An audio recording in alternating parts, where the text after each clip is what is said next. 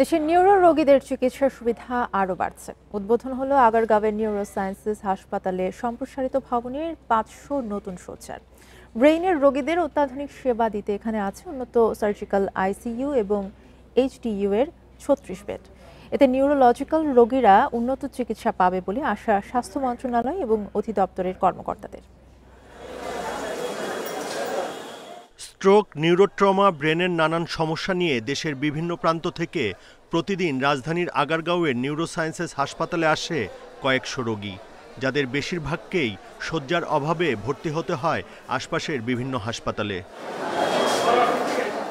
রোগীদের দুর্ভোগ কমাতে 500 শয্যার নিউরোসায়েন্সেস হাসপাতালে এবার যুক্ত হলো আরেকটি নতুন ভবনের 500 শয্যা। অপারেশন থিয়েটার 24 ঘন্টা যদি রান করে, তাহলে নিউরো সার্জিক্যাল যে সেবাটা সেটা আমরা যথোপযুক্তভাবে দিতে পারবো বলে আশা করি।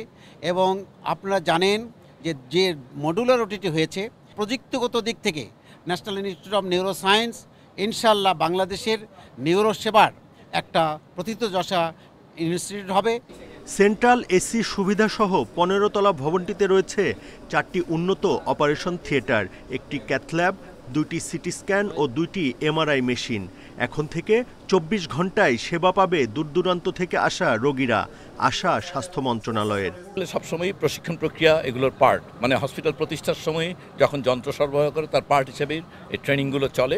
এখানে ট্রেন পার্সোনাল আছে অলরেডি, এবং এই ট্রেন পার্সোনালকে সাপোর্ট করার জন্য আমরা ইতিমধ্যে বলেছি যে সকল নতুন প্রসিডিউরগুলো এখানে চালু হচ্ছে, সেগুলোর জন্য যে ফিনান্সিয়াল অ্যাসিস্ট্যান্স যেগুলো দেওয়া দরকার সেগুলো অলরেডি আমরা কমিট করেছি, কিছু শুরু হয়েছে।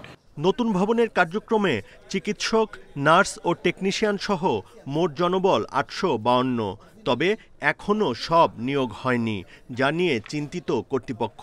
স্বাস্থ্য মন্ত্রণালয় থেকে যে লোকবলের যে অনুমোদন আমরা পেয়েছি 852 জনের, সেটি পর্যায়ক্রমে যখন আমরা লোকবল পেয়ে যাব, তখন ইনশাআল্লাহ আমরা আস্তে আস্তে আমাদের কার্যক্রমগুলো ফুল সুইং চালু করতে পারবো। 24 ঘন্টায় চালু করা যাবে। উদ্বোধনের দিন থেকেই চলছে সেবা কার্যক্রম। সেবা নির্বিঘ্ন করতে দ্রুত কাঙ্ক্ষিত জনবলের নিয়োগ চান চিকিৎসকরা। বিভিন্ন জায়গায়, দেশের বিভিন্ন জায়গায়। Buddhadeb Kundu, independent news, Dhaka.